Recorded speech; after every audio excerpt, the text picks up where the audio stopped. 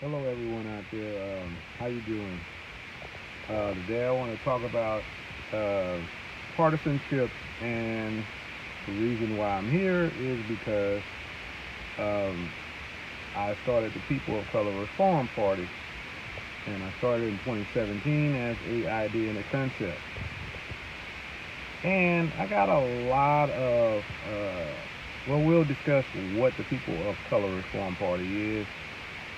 I started the People of Color Reform Party, and a lot of you probably don't know what it is. You probably seen me putting a signature, sign up to get a signature on change.org. The People of Color Reform Party has a lot to do with the descendants of slaves in the North American continent who are citizens who have been in this country but are being left behind in this country.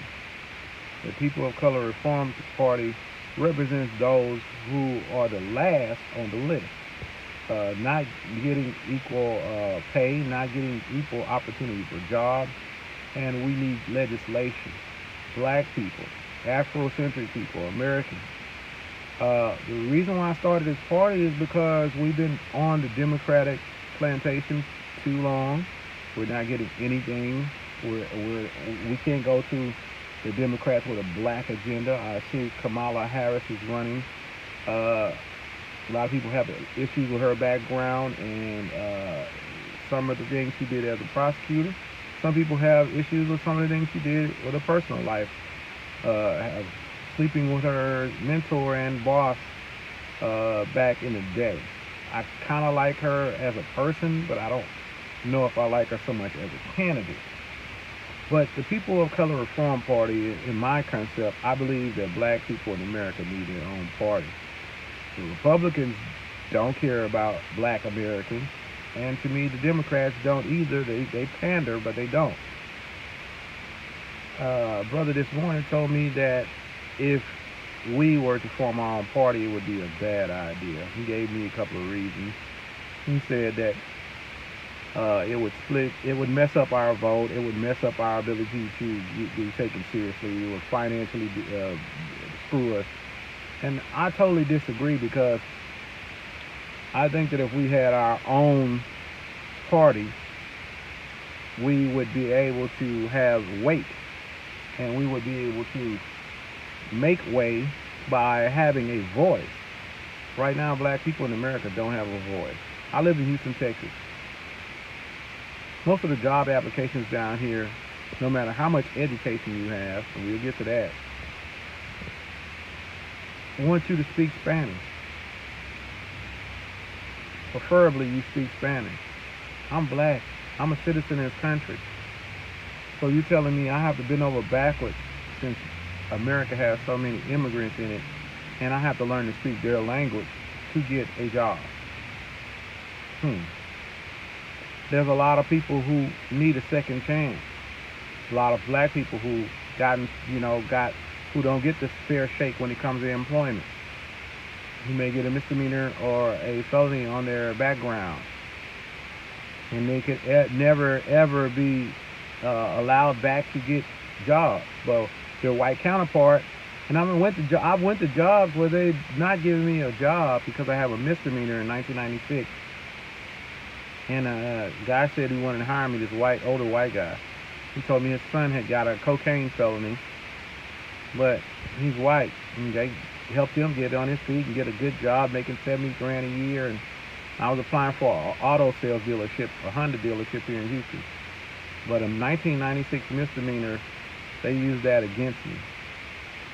This is why we need legislation, because we'll never have true equality if we don't form our own partisan political party. We'll never have true equality if we don't have a voice. They're always going to leave us to be the last. If we don't come together and have a voice, we won't ever be taken seriously in America. We won't. Like and subscribe on the channel. But that's just something that I'm passing to everyone out there, that we will never be taken seriously if we don't have a political voice in America. And what's going to happen is a lot of the Latino people will start forming their own party. They're going to stop voting Democrat and Republican. And they're going to get empowered in this country.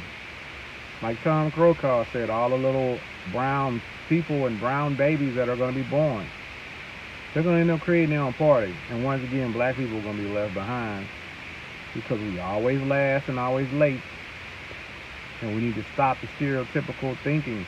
This is why we're behind right now on all our rights and on everything, because everybody knows us more than we know ourselves. Stereotypes are killing us worldwide. America can be very prominent and powerful if black Americans would take a stand. In the same way Julius Malema and EFF are taking a stand, and with the party of EFF in South Africa. They have started a movement that is a strong movement in South Africa, and it's going throughout Africa. I love America. Love opportunity. I love everything about it. But having bipartisanship and more than 2 parties, more than 3 parties, more than 4 parties, and if black people had their own party, they will really be taken more seriously. Black people are never going to be taken seriously as long as they're in Democrat and Republican. That's not an opinion, it's the truth. Where's it gotten us so far? You're never going to be taken seriously as long as you're Democrat and Republican. You're never going to be taken seriously. I mean, Dr. King even spoke on this in A Dream to a Nightmare. Look it up on YouTube. Malcolm X talked about politics. Look up Malcolm X speaking on politics and the parties and the party representation. How can you be a Democrat and vote Democrat when the Democrats were associated with the Dixiecrats who hung us from trees, who hung us and hung our ancestors? And same thing, you got these people with MAGA hats who are working to become a modern day white nationalist group with the Proud Boys and, you know, Jussie Smollett, you know, in Chicago being attacked. So just think about it. Like, they're getting all that they need to get in pushing white nationalism. And white people that talk to me tell me it's not about color, it's not about color, it's not about race. Well, if it's not about race, why would I even have to form the party from the begin with? Why would I have to go to change.org to create a party when I shouldn't have to create it, when I should have been equal from the jump? I wouldn't have to create a party if there was never no slavery, if black babies were never experimented on, if black women were never experimented on to first OBGYNs, if black people weren't raped, women weren't raped, you wouldn't have to create your own parties if you didn't have all these horrible dynamics that cause us to have to fight for equality. This party will push legislation for equal spending in black communities, poor communities, the proper housing, legislation for the proper rights to housing. I don't care for reparations so much. If you're giving a person an opportunity, they don't even care about the reparations. We just want the opportunity. If we had the jobs and the opportunity for fair jobs and fair wages, we wouldn't need reparations. If a person has a job, they don't have to go out and join a gang. I'm against gangs. I'm against gang violence. I'm against black-on-black violence and crime in my community. But none of that's never going to change. And the factor for that is the fact that nobody cares about the people in my community, the community of my people who are suffering in America in 2019. So that's the legislation we push.